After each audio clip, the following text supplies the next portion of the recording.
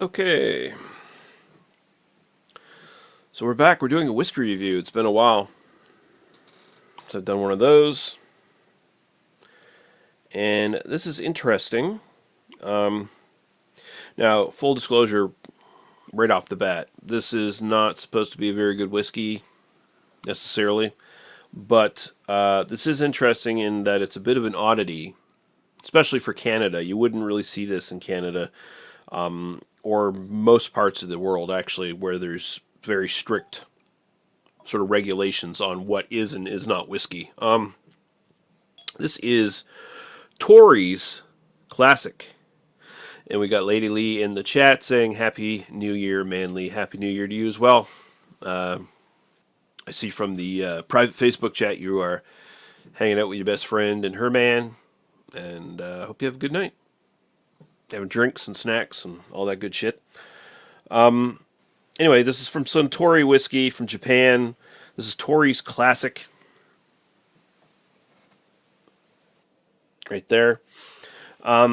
I was lucky enough to get this from a friend of mine, Nick, who was over there. He's in the military, and he was stationed over there. Unfortunately, he couldn't go out and find me really good Japanese whiskey. He basically was limited to this because of COVID restrictions and all that shit. So this is what he could get his hands on. This is basically like convenience store whiskey that you can find in Japan. And the interesting thing about this is it's only 37% alcohol by volume, so it's only 74 proof, which will sound weird to most people who are used to their whiskey regulations basically saying it can't be whiskey unless it's 40 proof or above. So this is a little bit lighter in strength, and the reason for that is because the Japanese don't really have much restrictions at all on their whiskey. Most of their whiskeys are blends. Most of them are sort of done within the style of Scottish whiskey. And we got Craig from Camp Beer Reviews saying, that's a very unfortunate whiskey name if you live in the UK. Yeah. Not a big fan of Torys myself. But, yeah, this is their convenience store whiskey. And like I said, they really don't have regulations in Japan as far as whiskey goes.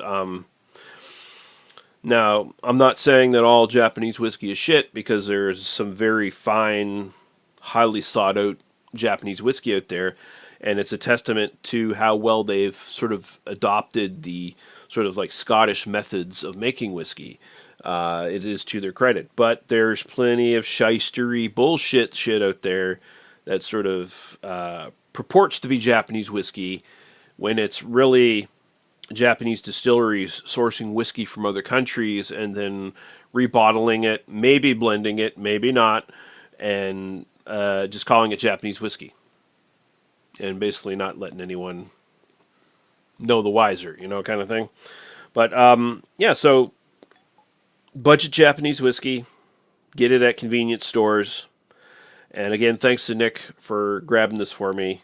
Interesting little oddity, which I'm interested in trying. Now, I have heard that this is not very good. That does not matter. I'm still interested in trying it. Ew. Of course, Suntory, one of the big major distilleries in Japan. So we'll pour this up. Let's take a little bit.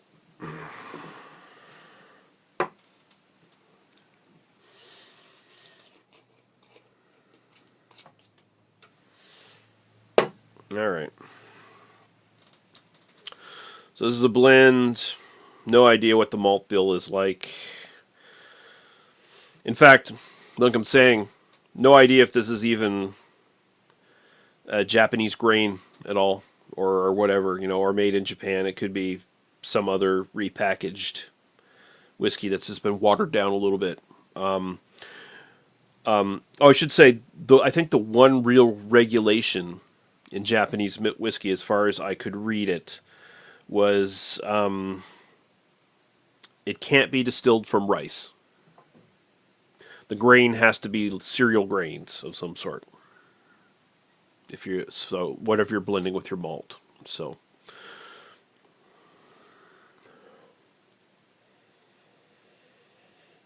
Oof.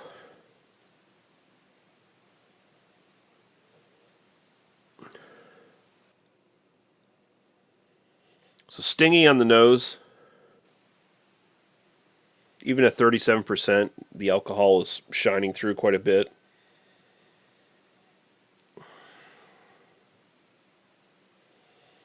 Like it's straight up. I think this is something everybody knows what the smell of is like now in these COVID times. The hand sanitizer, especially like the stuff they've really just sort of dropped out there real quick.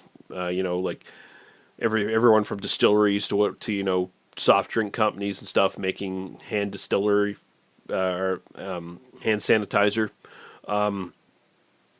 You get the really cheap stuff that has not been like prettied up with like aloe or anything like that. It's just got that alcohol smell, grain alcohol, ethyl. There's a little bit of maltiness in there. There's a little bit of butterscotch. Drawing on it, I might be getting a bit of pepper of some sort, but not a lot. There's no smoke or anything like else in this. Very base. So we'll go right to the taste. Cheers.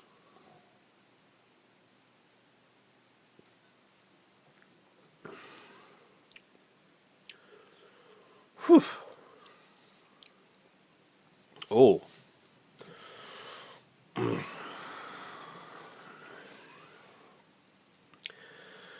Man.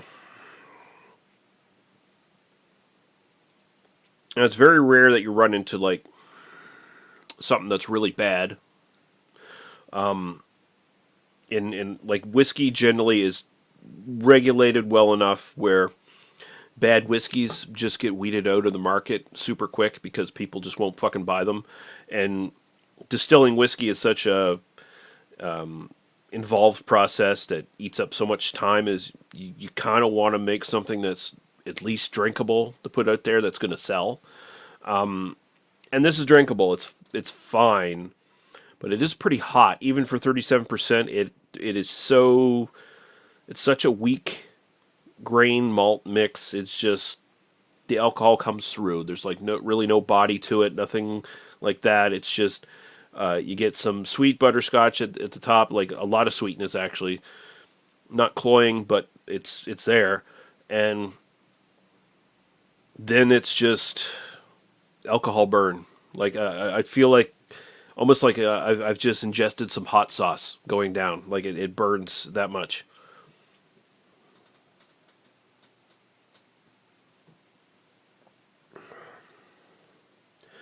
There's a tiny bit of barrel in the background. That's another thing. No idea how long this has been aged in a barrel. Japanese don't really have regulations on that either, as far as I can see. Usually, in like Canada, the U.S., you got to have 3 years or some shit like that for stuff. But here, this might have touched a barrel for a year, for all I fucking know. There might be caramel coloring in this, for all I know. But this is basically just.